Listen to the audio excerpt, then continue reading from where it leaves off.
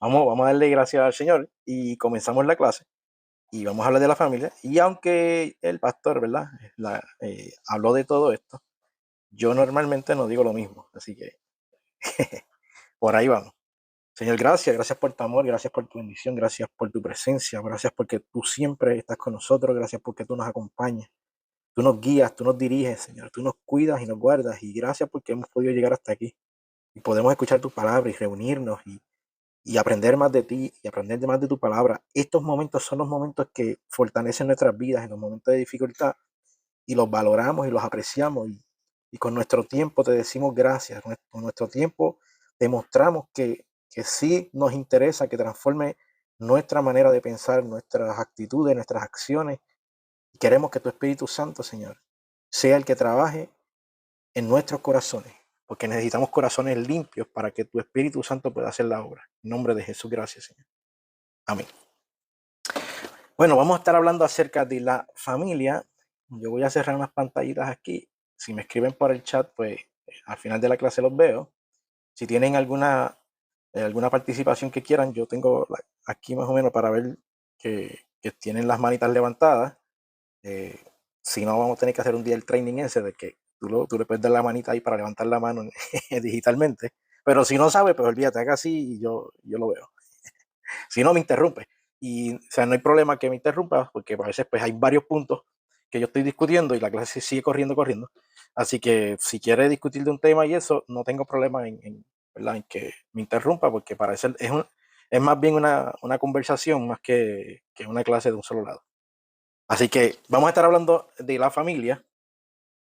Fue Dios quien instituyó la familia y su deseo es que se mantenga firme y saludable. No obstante, a lo largo de la historia, la familia ha sufrido conflictos y rupturas. El hijo mayor de Adán y Eva asesinó a su hermano. Abraham y Sara cometieron un grave error al introducir a Agar en el matrimonio. La familia de David se vio envuelta en adulterio, engaño, violación y asesinato. Wow, cualquiera diría, ¿verdad? Y esa gente, pues, eh, con todo y eso, Dios tuvo misericordia de ella. Dice que lamentablemente no ha habido mucho cambio con el paso del tiempo, pero a pesar de lo triste de la situación, tenemos esperanza, pues el Señor nos ha dado pasos que debemos seguir para fortalecer nuestra familia. Y algo que dijo Peter Burgo, lo dijo el sábado, y creo que hizo referencia al domingo, pero el sábado lo dijo bien claro y a mí me encantó que lo dijera, es que él está diciendo, yo no puedo hablar estas cosas partiendo de una persona que está en otra naturaleza, dando pie, ¿verdad?, a que la nueva naturaleza hace posible que todas estas cosas se puedan cumplir. ¿Ves? Por eso es que hubo tanta problemática en años anteriores, en siglos anteriores, ¿verdad? Que estas personas no tenían al Espíritu Santo dentro, no habitaba Dios en medio de ellos, no tenían mucho conocimiento de muchas cosas, pero nosotros tenemos el beneficio de los testimonios de ellos, de los errores de ellos y el Espíritu Santo que habita en nosotros y que siempre está, ¿verdad?, guiándonos. Y entonces lo que queremos es que nuestras familias se vayan conduciendo, ¿verdad?, conforme a la palabra, para que tengamos familias estables y familias que, como decía Peter Buldo, funcionales, familias funcionales. Deuteronomio 6, del 3 al 9 dice, oye pues, oh Israel, y cuida de ponerlos por obra, para que te vaya bien en la tierra que fluye leche y miel, y os multipliquéis como te ha dicho Jehová el Señor, el Dios de tus padres.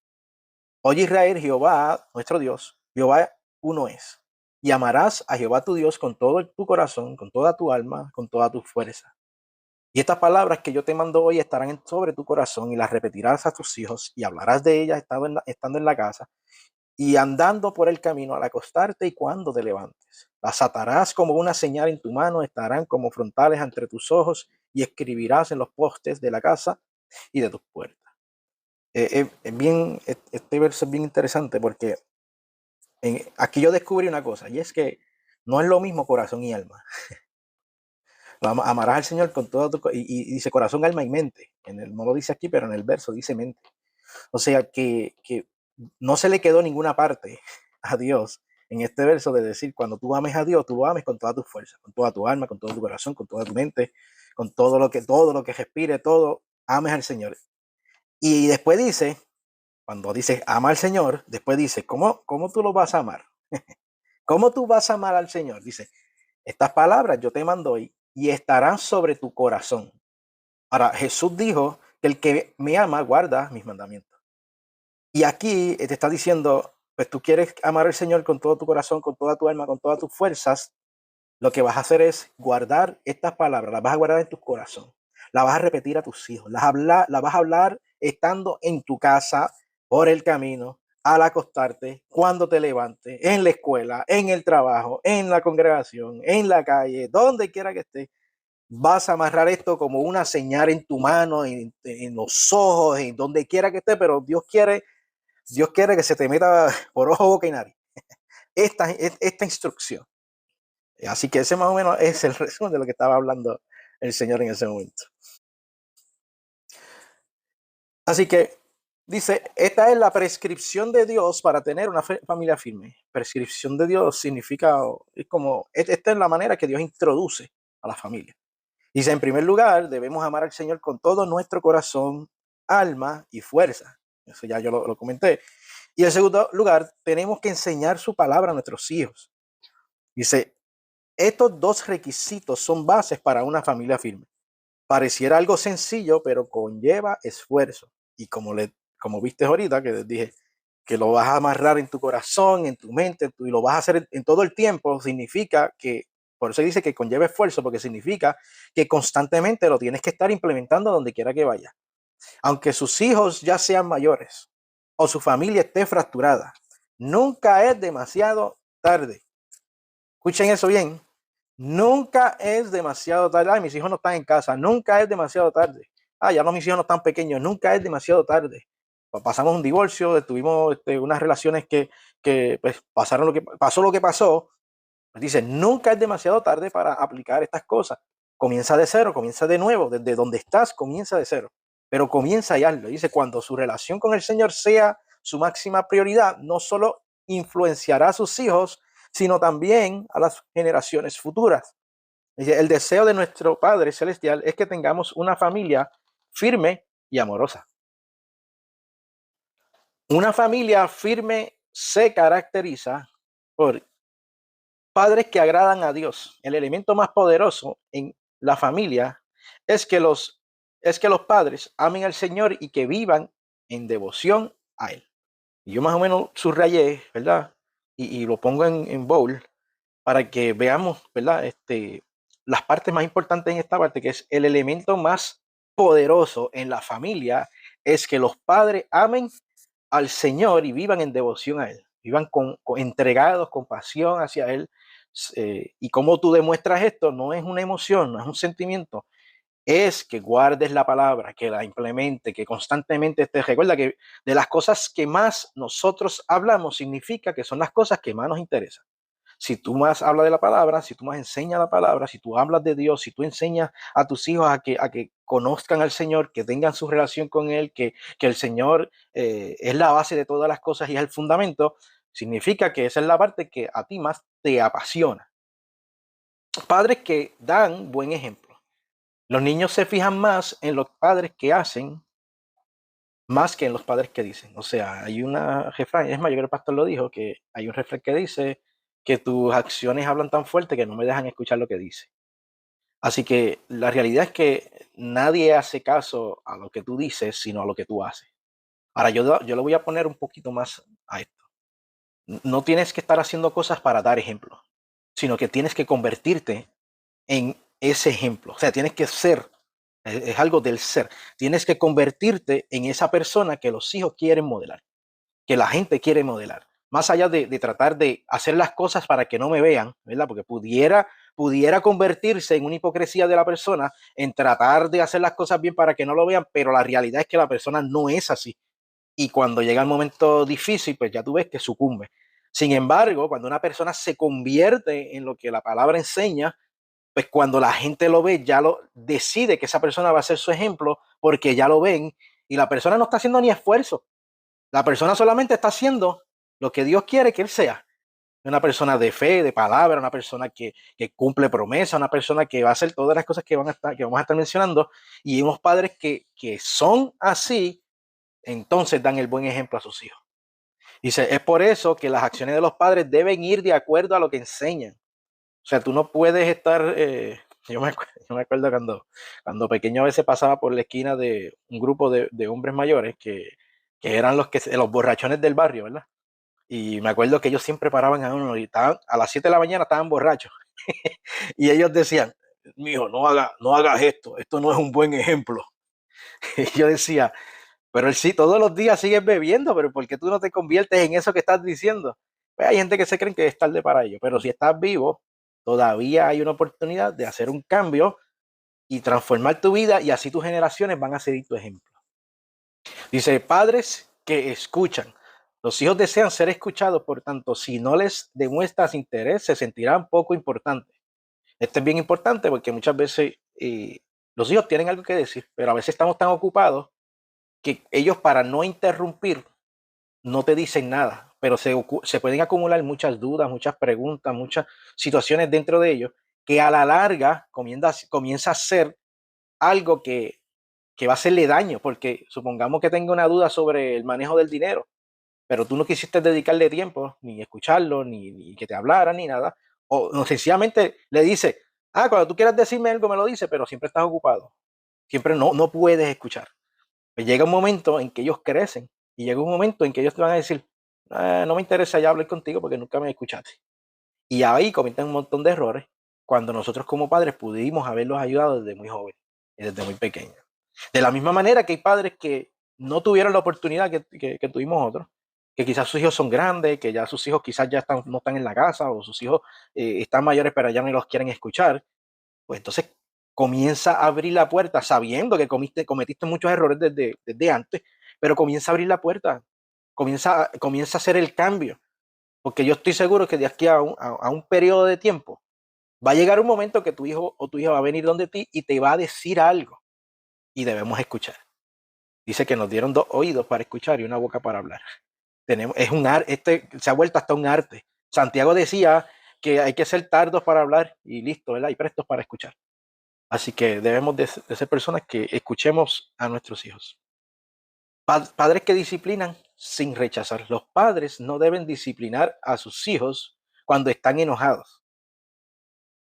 Primero deben permitir que Dios controle sus sentimientos, luego explicarle a los hijos las consecuencias de su mal comportamiento y finalmente disciplinarlos de tal manera que no se sientan rechazados. Ahora tú ves ahí que yo taché intencionalmente Dios. Porque dice, primero deben permitir que Dios controle sus sentimientos. ¿Alguien me puede decir si Dios controla sus sentimientos? Dios no hace eso.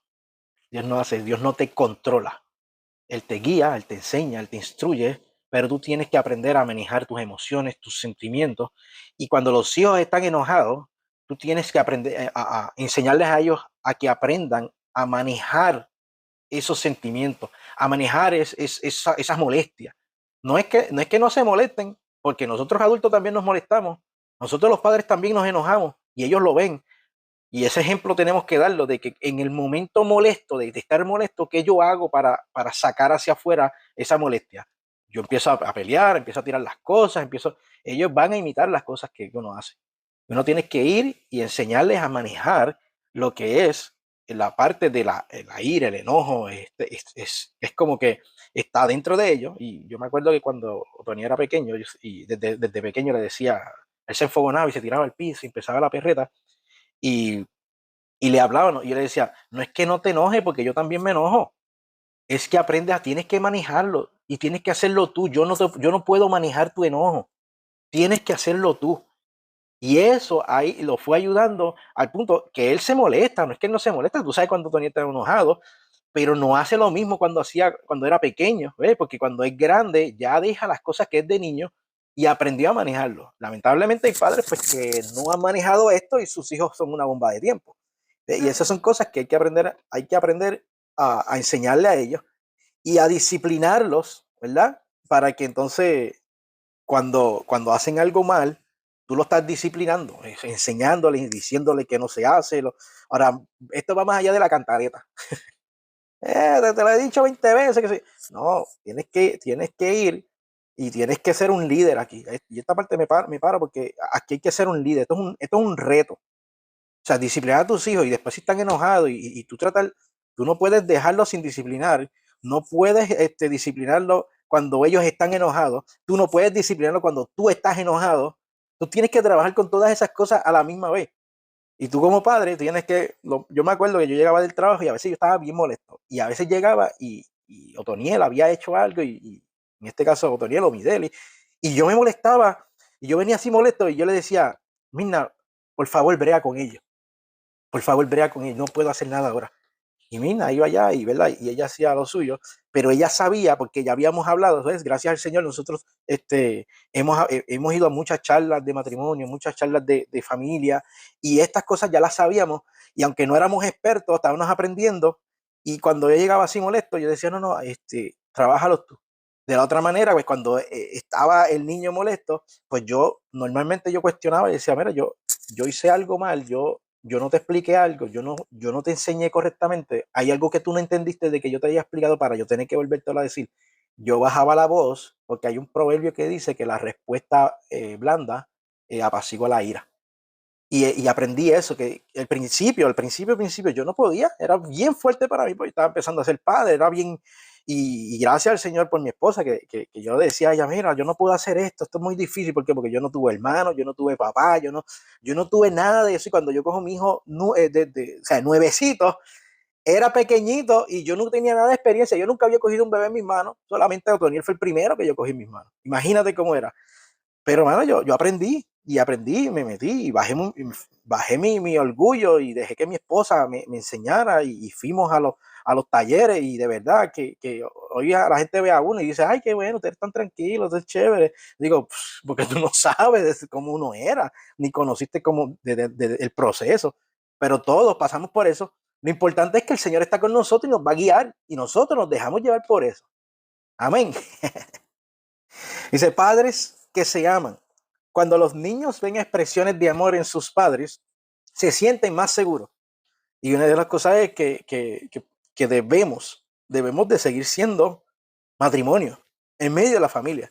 Están nuestros hijos y nuestros hijos, voy ahora, Philip, nuestros hijos que nos están viendo tienen que ver el matrimonio operando, porque somos ese modelo, eso a seguir.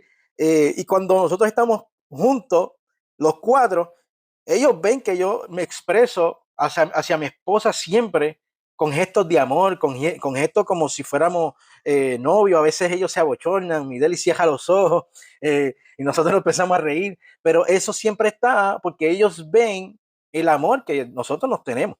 Es que me gustó mucho la charla que dio Peterburgo, porque él te lo dijo, o sea, él te dijo exactamente, un ejemplo, ya somos salvos, estamos en Cristo y el Espíritu Santo nos habita.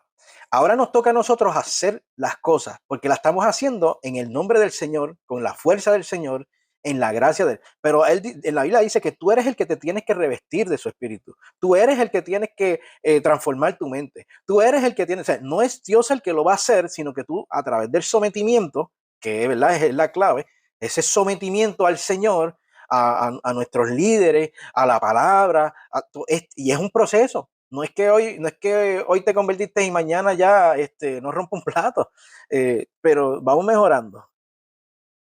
Amén. Jesús era Dios mismo y él mismo se sometió a obediencia.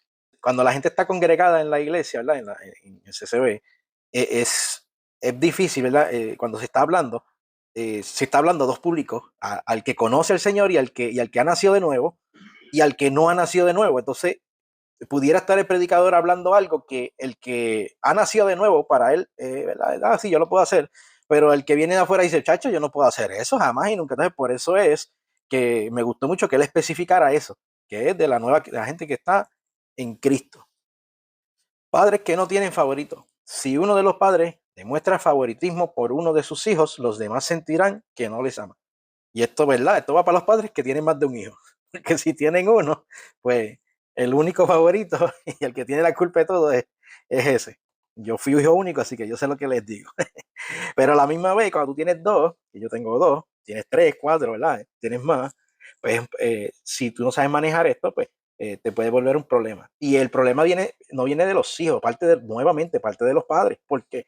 Porque son los padres que comienzan a hacer acciones sin darse cuenta, favoreciendo a uno, o por lo menos que se ve que favorece a uno. No es así, porque los padres aman a ambos hijos, ¿verdad? O si tiene 5, los ama a los 5, pero cuando ve a uno más débil que otro, tiende a darle más enfoque a ese que al otro, y a veces abandona el que está bien. Y eso yo llegué a ver eso mucho. Y yo me acuerdo cuando yo tenía amistades que me expresaban que sentían que sus padres no lo amaban más que aquel otro, que el otro hermano. Y de ahí, pues yo sé lo que está pasando. Así que cuando yo voy a criar mis hijos, ya yo tengo una referencia negativa de lo que ocurre cuando alguien que yo conocía a los padres y los padres amaban a los dos, pero el hijo entendía que no. Y una vez que se le mete eso en la cabeza a un hijo, es bien difícil sacárselo. Entonces, es importante envolver, y a esta parte yo le puedo decir que una de las cosas que siempre hemos hecho es que envolvemos a uno con el otro. O sea, ambos participan. Si Otoniel está, por ejemplo, otro día Otoniel comenzó a dibujar. El artista en casa es Mideli. Pero de momento a Otoniel empezamos a dar la clase, ¿verdad? Porque él está estudiando programación de videojuegos y tiene que aprender a dibujar y eso. Y él empezó a hacer unas cosas, pero que tú dices, wow, yo nunca pensé que Otoniel hacía eso. Y entonces se lo enseñamos a Mideli y ella, que es la artista, también se impresionó. Pero ¿qué hicimos? Le envolvimos a ella al punto de que ella también comenzó a estudiar también, porque ella quería también perfeccionar lo suyo. Así que ambos ahora se pueden ayudar, pero tenemos ese cuidado que uno pueda, ¿verdad? Ayudar al otro y al otro al otro, y que tenga participación para que no se vea que hay un uno más favorito que otro, porque la realidad es que cada padre ama a sus hijos y cada hijo tiene sus virtudes, ¿verdad? Así que eso es bien importante, no mostrar que tienes favorito. Padres que reconocen sus errores. Puesto que no existen padres perfectos, se puede usar los fracasos para enseñar a los hijos. Cuando los padres admiten que han cometido algún error, ayudan a sus hijos a ser sinceros con ellos. Es interesante porque esta palabra de perfecto, no existen padres perfectos, matrimonios perfectos. A mí de verdad, esa frase a mí me agita. Me agita porque nadie espera que tú seas perfecto. Somos nosotros mismos que intentamos proyectarnos perfectos. O sea, si usted hijo, usted sabe todos los errores que tiene sus padres y nunca espera que su padre no cometa errores. Es como que no está ni en la mente de un hijo que su padre vaya a cometer errores, que su madre sea, ella quizás impulsiva, quizás grita mucho, y ellos lo saben, pero ellos no esperan que tú no seas una persona que no comete errores. Ya, eso está innato. Y ahora dice, lo que nosotros debemos hacer como padres es aceptar que no somos perfectos, aceptar y reconocer que cometemos errores y utilizar esos errores, fracasos, cosas en la vida, ser sincero con ellos y mostrarles que, mira, la vida se trata de te caíste, te levantas y sigue andando. Y cuando te caíste, verifica a ver qué piedra se metió en el camino y no vuelvas a tropezar con ella. Y entonces más adelante hay otra cosa, pues aprende de esa otra cosa. Pero cuando tú admites eso, entonces tus hijos ven un grado de humildad. Me acuerdo que una vez yo llegué, creo que Otoniel hizo algo, y llegué donde él y lo empecé a regañar por, por algo, o sea, por algo, empecé a regañar por algo y no lo había hecho él. Así que una de las cosas que por lo menos él tenía es que yo siempre le doy la oportunidad a que exprese, sin faltarme el respeto, lo que pasó para yo escucharlo. Así que cuando yo lo estaba regañando, en ese momento yo lo empecé a regañar, pues, en vez de escucharlo, lo empecé a regañar primero. Pues cuando lo empiezo a regañar, que después lo escucho, me encuentro con que no fue él, yo no sé si fue hasta Mirna. Y entonces la cuestión es que era como que, está bien, pues yo tuve que pedirle perdón a Tony. Yo le pedí perdón porque yo mismo asumí que era él en vez de escucharlo antes, ¿ves? Y eso, pues, en su corazón, pues, o sea, le dolió, pero al yo pedirle perdón, yo, pues, Otoniel, te pido perdón, lo hice mal, no debía hacerlo, y entonces él, pues, me perdonó y qué sé yo, pero esa enseñanza le mostró a él que yo también soy un papá down to earth, que también cometo mis errores. Así que eso es una enseñanza para ellos también. Orar en familia. Aunque es cierto que algunos motivos de oración son privados, la mayoría pueden ser compartidos en familia. No necesariamente tiene que ser una rutina diaria, pero al menos una vez a la semana deben reunirse como familia y orar juntos. Es interesante porque desde pequeño, una de las cosas que yo he hecho con mis hijos, y ellos no se dan cuenta, cada vez que vamos a comer algo, no importa si estamos en el carro, si sentamos en comer un restaurante, si nos sentamos a comer en la cama, no importa dónde esté, yo empiezo, gracias papá Dios por la comida, en el nombre de Jesús, y me quedo ahí. Y entonces hasta que ellos como que despiertan y hacen amén. Entonces, eso ha sido desde chiquito, todo el tiempo, todo el tiempo, todo el tiempo. Llega un momento que ya hago, gracias papá. Entonces ya ellos saben y comienzan a hacerlo. Pues parece tonto, ¿verdad? Esa expresión, eso que uno hace, pero llega un momento que eso le enseña a tus hijos a conectar con Dios, a darle gracias a Dios por los alimentos. Quizás a darle gracias a Dios cuando cuando voy a llevar a mi Deli a la escuela, y antes era llevando a Otto para otro sitio, para la iglesia y cosas así, pues cuando voy en el carro empiezo a orar y dice, gracias Señor, que podemos, y vamos juntos. Entonces, yo no espero que ellos vengan en ese momento y digan, papá, lloro, ¿entiendes? Pero esas cositas sencillas que era el pastor, a mí me gustó mucho como el pastor lo explicó, porque a veces pensamos que es la oración que enseñaron antes, que era, vámonos todo el mundo, agárrense de las manos en la sala y agárrense y vamos a orar. Pero a veces no estamos todos juntos en la casa en la misma vez. A veces no comemos todo el mundo sentado a la mesa.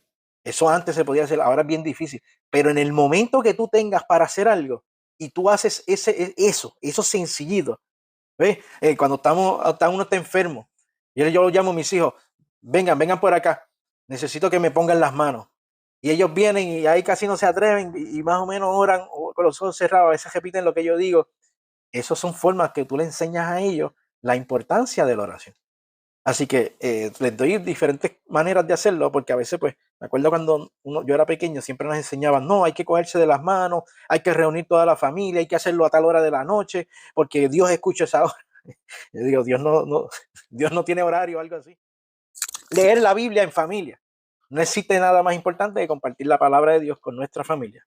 Esta es una responsabilidad que el Señor ha dado a los padres y no a los maestros o líderes de la iglesia. Y debemos comenzar mientras los niños son aún pequeños.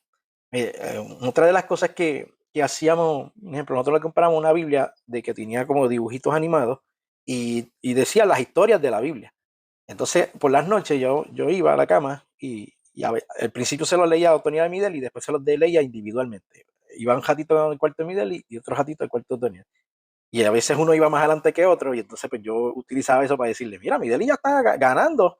Y entonces ahí querían escuchar más. Entonces les hacía la historia, pero les enseñaba las fotos. Cuando les enseñaba las fotos, ya ellos, imagínate, Moisés orando, pues, frente al Mar Rojo, pues ellos veían el Moisés frente al Mar Rojo y eso, al día de hoy, pues ya gracias al Señor, ellos conocen mucho de la palabra. Y cuando tú hablas con ellos, tú dices, wow, que muchos saben ellos. Pues mira, fueron ejercicios poquito a poco desde pequeño, uno enseñándoles. Porque no podemos pretender que ellos vayan a la iglesia y escuchen a alguien allá, que verdad, ellos lo hacen con buena intención, pero no necesariamente tienen toda la verdad de la palabra. Y cuando se la explican, le explicaron quizá una verdad, pero cuando llegan a tu casa al tiempo, te das cuenta que no es así y volver para atrás esa enseñanza es bien difícil. Peor aún, que tú no sepas las escrituras y quiera que tus hijos la aprendan, terminas engañado tú y tus hijos. O sea, en este tiempo que está la universidad y este mundo así bien fuerte en cuestión de esto, de enseñanza mezclada, que la gente se cree que todo es bueno y que todo es Dios y todas estas cosas, qué bueno es haberle enseñado la palabra a tus hijos y ellos poder distinguir eso. De la misma manera, si tus hijos están grandes y hasta se fueron, pueden crear una costumbre de quizás una vez al mes, se reúne la familia y aprovechan y hablan de la palabra, de algo nuevo, pero hablan cosas que aprendieron, cosas como si hablaras con tus amigos. Y esas son cosas que son muy buenas por compartir en familia. De la misma manera, ¿verdad? Si hay familias que no tienen hijos y que todavía están en eso, entre ustedes hagan el ejercicio porque el día que tengan sus hijos, pues pueden también, ya es parte de su familia, así que cuando viene el hijo, pues lo incorporas en todo eso. Congregarse en familia. Es importante que los padres den el ejemplo de asistir al templo y si los hijos ya son suficientes mayores, deben asistir al servicio de oración para que alaben al Señor juntos. Y eso es bueno, ¿por qué? Porque cuando se va en familia, es como que puede ser hasta un cliché la parte de ir los domingos en familia a la iglesia, pero eso es bien, yo creo que es una experiencia bien bonita, porque cuando pasen los años y crezcan y sean grandes y quizás se vayan, esa es una de las cosas que van a heredar. Una de las cosas que van a heredar es que iban en familia a la iglesia y ellos van a querer hacer que sus familias vayan en familia a la iglesia. Ahí se cumple lo que el Señor le decía a Abraham cuando dice, y serán benditas en ti todas las familias de la tierra, y nosotros, familias bendecidas por Dios, vamos y nos congregamos para adorar y honrar a Dios. Y al ir en familia, pues damos también el ejemplo de asistir e ir al lugar, porque sé que en este tiempo que está todo, ¿verdad? Pues, online y todo eso, hay veces que la gente no quiere salir de la casa para ir, ay, yo, si es lo mismo. Créeme que ir a los sitios físicamente y sentir el calor de las personas del lado, aunque nadie lo salude, solamente por experimentar el sitio, la experiencia, salir, eso es bien extraordinario. Eso ahí hay un poder y hay cosas psicológicamente que te ayudan. Así que asistir en familia a la iglesia. Animar a los hijos a tener tiempo devocional. Los hijos necesitan desarrollar el hábito de leer la Biblia, de manera que si no pueden comprender algún pasaje específico, deben acudir a los padres con sus preguntas. Y ahí tienes dos cosas. Número uno, papá, debes de estudiar la palabra y poder saber, porque cuando tus hijos te pregunten, los hijos vienen con preguntas chéveres. Y una de las cosas que nosotros tenemos algo que se llama Teachable Moment, se llama. Cuando yo voy a ir 3 cuartos que están Otoniel, Miguel y están Mirna, y digo, bueno, este es un Teachable Moment. Pues ya ellos saben que yo vengo a hablar de un tema de algo. Son 5 minutos de algo que le voy a hablar, 5 o 10 minutos.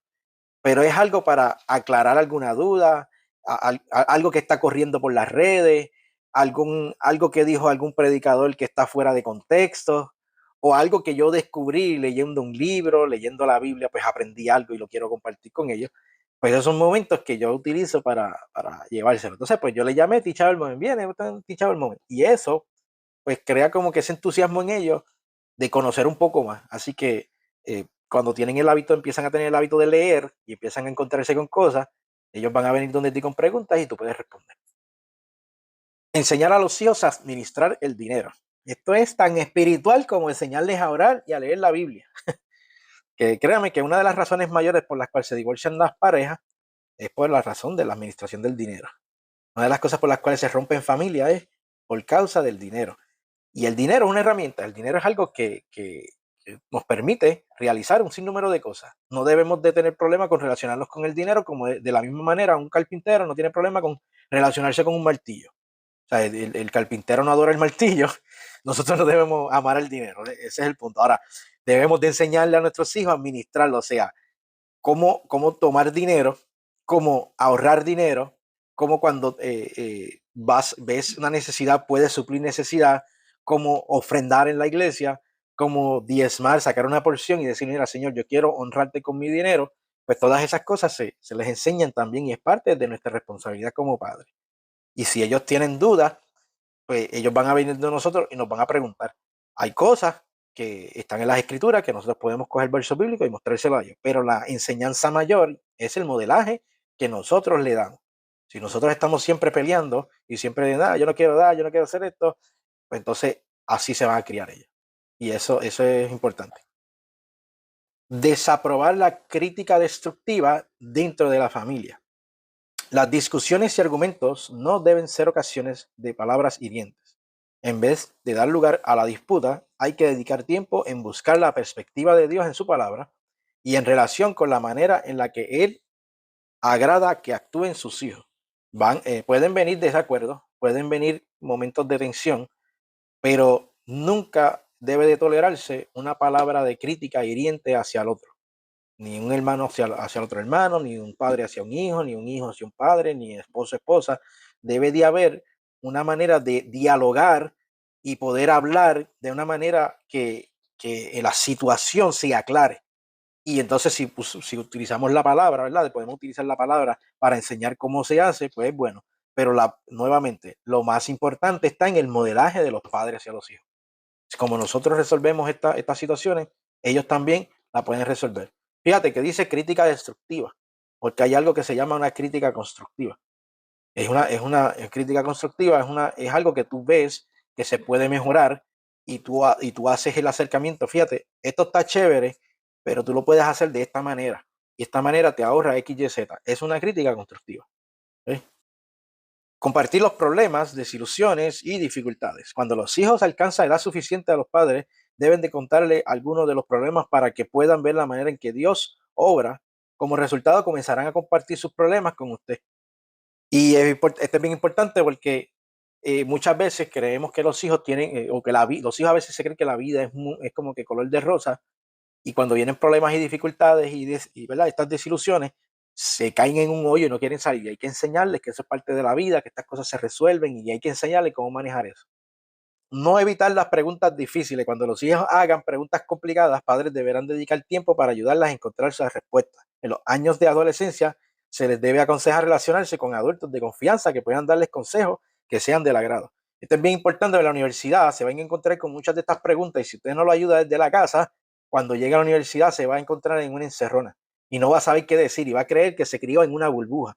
Y una de las cosas, uno de los problemas que a veces la iglesia tiene es que tratan de criar hijos como que todo el mundo está mal y tú estás bien, pero cuando se encuentran con la razón y la lógica, se caen en el asunto. Pero en la Biblia hay muchos ejercicios y muchas cosas que destruyen los argumentos que muchos de estos profesores pudieran traer. Si tú te los aprendes y se los enseñas a sus hijos y le dedicas tiempo, esas cosas pues se pueden evitar y aún le puedes dar herramientas para que tus hijos puedan pasar hacia adelante. Edificar convicciones bíblicas que sirvan de guía.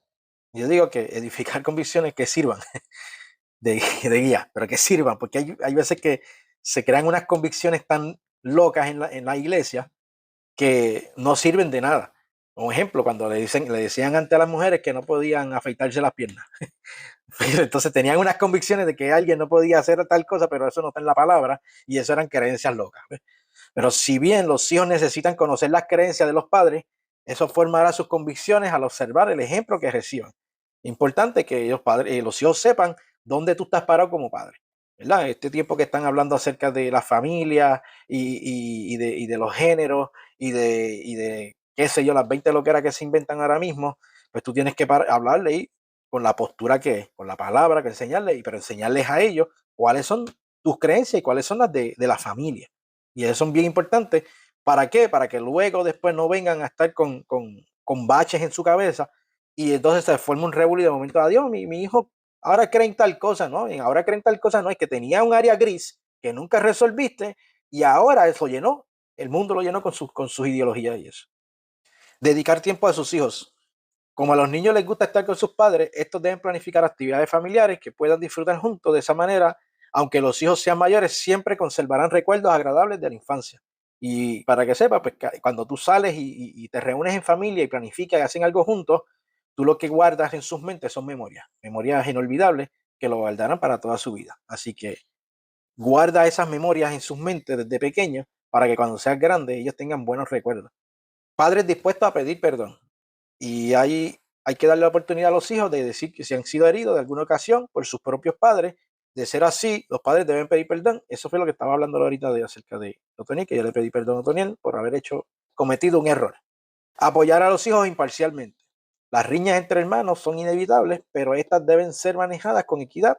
Ponerse de parte de uno hará que el otro se sienta traicionado por usted. Aquí tienes que ser como un juez. Cada una de las partes exponga su punto y vamos a ver quién está diciendo qué, pero al final del día no es el que gane, sino es establecer que se mantenga la relación y se sane cualquier aspereza que haya. Eso es lo más importante de esa situación. El engaño de los padres enseña a los hijos a desconfiar, tanto de ellos como de otras personas. Es importante que nosotros seamos padres honestos, especialmente cuando estamos haciendo negocios, haciendo algo en un trabajo, haciendo deporte, cualquier tipo de cosa que estemos haciendo. Es importante que enseñemos a nuestros hijos con nuestro comportamiento en ser honestos en lo que hacemos. Y no porque queramos ganar, queramos obtener más o queramos avanzar más, vamos a estar engañando a la gente, porque eso enseña a nuestros hijos a desconfiar. Porque imagínate, si el padre lo hace y el hijo lo está viendo, ¿cuánto más otras personas van a hacer personas que van a estar engañando y el hijo va a desconfiar de la gente, desconfía de su papá, de su mamá, de todo el mundo. Y eso es una mala enseñanza, un mal modelaje. Pero más allá de estar dando el ejemplo, y quiero recalcar en esto, más allá de estar dando ejemplo, debemos convertirnos en padres honestos, debemos ser ese tipo de personas, para que cuando nos vean, nosotros seamos ese modelo que ellos quieran imitar. Ser un lugar de refugio para sus miembros. Cuando un miembro de la familia está herido, se le debe ofrecer ayuda y permanecer a su lado. Esto es bien importante porque muchas veces las familias terminan en discusiones bien tan y tan fuertes que se rompe el núcleo, se hieren y muchas veces llevan años y años sin hablarse, sin decirse una palabra y pueden pasar 10, 15, 20 años y esas personas están heridas y no sienten que pueden ir a su hogar, a su casa para, para recibir, ¿verdad?, sanidad de esas heridas internas. Y entonces, cuando eso pasa, imagínate, si en tu casa tú no tienes un refugio, entonces tú vas a salir a otro lugar a buscar refugio, pues eso lo que hace es que rompe el núcleo, pero rompe lo que es la familia y el propósito de la familia. Y cuando vienes a ver, creamos personas y se lanzan personas a la calle heridos, desconfiando, no deseando tener familia. Y estas cosas muchas veces, y es bien triste, que muchas familias a veces terminan la vida sin tener una relación sana y saludable, y luego están este, triste, molesto pues, consigo mismo, o atribulado, o frustrado, porque no pudieron pedir perdón ni poder dar ese abrigo y ese refugio que necesitaba esa persona en momentos dados, o que no se lo dieron a esta persona. Así que la familia comienza a destruirse y a romperse, y el concepto de familia comienza a ser afectado, y ahí eso pasa de generación en generación. La familia debería ser un lugar donde cuando tú vas, quizás en ningún sitio se aceptan, quizás en todos los lados te cierran la puerta, pero por lo menos tú tienes un lugar donde llegar y sabes que la gente te va a ayudar, te van a abrazar, van a estar contigo, te va a consolar, y esa debe de ser tu familia. Tu familia debe de ser un lugar seguro y de refugio. Y como último vamos a cerrar, esta parte la incluí yo, y es que cuida la familia que Dios te regaló. Así que si Dios te regala una familia, cuídala. Si vas a construir una familia, pues aprende estos puntos para que puedas cuidarla. Así que Dios te bendiga, bendiciones.